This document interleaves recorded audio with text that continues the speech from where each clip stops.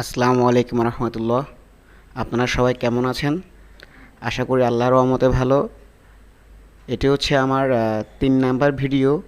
আমি গত ভিডিওতে আলোচনা করেছিলাম ইলেকট্রিক্যাল টেকনোলজির ভাইরা ডিপার্টমেন্টের কোন কোন বইগুলো কালেকশন করবে।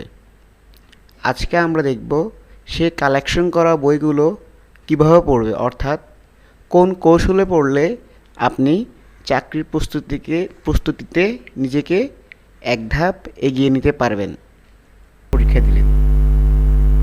তো যা হোক, আমরা মূল আলোচনায় এসে আপনার থেকে কালেকশনে থাকা পারফেক্ট অথবা রেজোনেন্স অথবা প্রিমিয়াম অথবা রেড মার্ক সংগ্রহ করে রাখবেন। আর কিন্তু বিস্তারিত পড়ার জন্য আপনাকে আরও পড়তে হবে। আপনাকে প্রথমেই ডিপ্লোমাতে পড়ে আসা বইগুলো শেষ করতে হবে।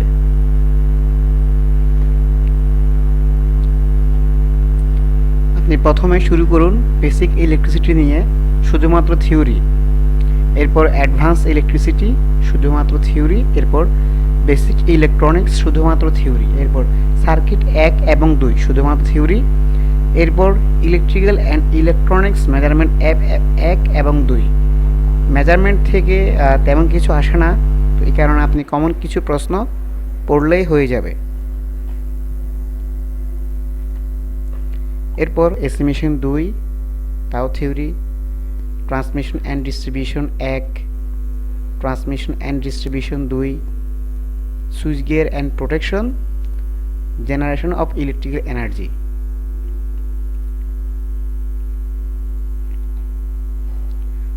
তো প্রতিটি বইয়ের থিওরি যদি আপনার শেষ হয়ে থাকে, তবে আপনি কম করে হলেও 2বার রিভিশন দিন। এরপর আসুন আমরা এভাবে পড়ি। থিওরি ভালো করে পড়া হলে আপনি ম্যাথ অংশের দিকে যান। ম্যাথ করতে হলে বেশ কয়েকটি বই সাথে রাখুন। প্রথমে ম্যাথের সার্কিট দিয়ে শুরু করতে পারেন। সার্কিট করার জন্য আগে ডিপ্লোমার মেন বইয়ের সার্কিট টাচ করুন। আচ্ছা, ডিপ্লোমা মেন বইয়ের সার্কিট শেষ করার পর আপনি ধরুন resonance plus optimum plus perfect plus red mark. এই 4টি সহায়ক গ্রন্থের ম্যাথ টাচ করার পাশাপাশি একই নিয়মে ম্যাথের জন্য আপনি বিএল থেরাজা প্লাস বয়েলের প্লাস আলেকজান্ডার সাডুকু এর ম্যাথগুলো করুন।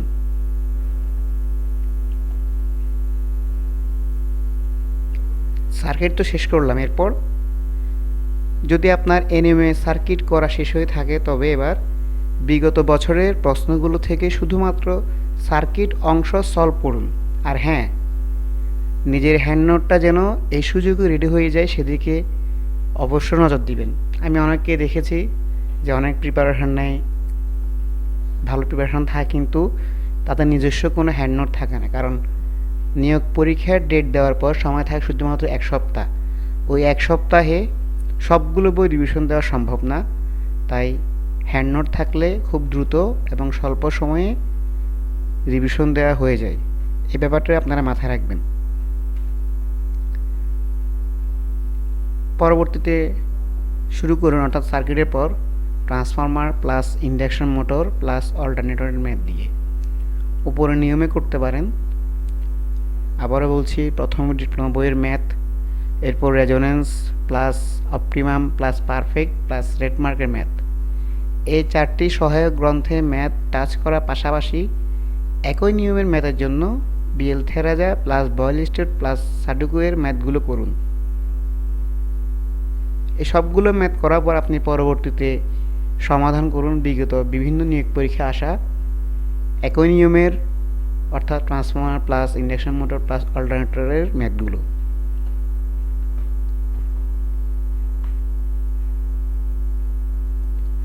এরপর শুরু করতে পারেন perfect improvement, catchment area, load factor, demand factor, diversity ফ্যাক্টরের ম্যাথগুলো। প্রথমে ডিপ্লোমা বইয়ের ম্যাথগুলো শেষ করুন। এরপর আগের মতোই resonance plus optimum plus perfect plus red মার্কের ম্যাথগুলো করুন। আবার সে একই নিয়মে আগান। সবশেষে বিগত বিভিন্ন নিয়োগ পরীক্ষা আসা প্রশ্নগুলো সলভ করুন।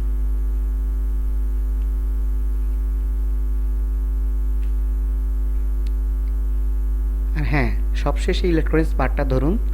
ইলেকট্রনিক্স পার্ট থেকে ডায়োড, ট্রানজিস্টর, অপ অ্যাম্প এর ম্যাথগুলো ভালো করে করলেই হবে। আর হ্যাঁ, মাঝে মাঝে দেখা যায় যদি বুয়েট প্রশ্ন করে, তবে সেক্ষেত্রে আপনাকে কমিউনিকেশন থেকে কয়েকটি প্রশ্ন আসে, কমিউনিকেশন টাচ করুন। আর কোন কোন ধরনের ম্যাথ করবেন তা নিজেই বুঝে যাবেন। পড়াশোনাটা করবেন উপরের নিয়মে, তবে সাথে রাখবেন Boylestad plus V K Mehta plus সাডুকের বইগুলো। যে কোনো পরীক্ষা দেওয়ার আগে যদি পরীক্ষার ডেট পড়ে, তবে আপনারা যে প্রতিষ্ঠানে পরীক্ষা দিবেন সেই প্রতিষ্ঠানের বিগত বছরের প্রশ্নগুলো দেখবেন। তাতে আপনি খুব সহজেই বুঝে যাবেন যে আপনাকে কোন কোন টপিকগুলো পড়তে হবে। আচ্ছা, আপনি যদি এই সবগুলো শেষ করে থাকেন, তাহলে আপনি আবার সেই প্রথম থেকেই রিভিশন দেওয়া শুরু করুন।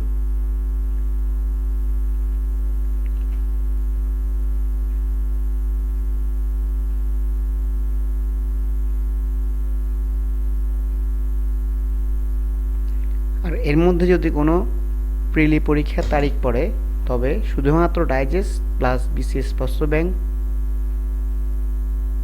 দেখলেও হবে। সাথে রাখবেন কারেন্ট অ্যাফেয়ার্স অথবা কারেন্ট নিউজ অথবা কারেন্ট নলেজের সর্বশেষ 3 সংখ্যা।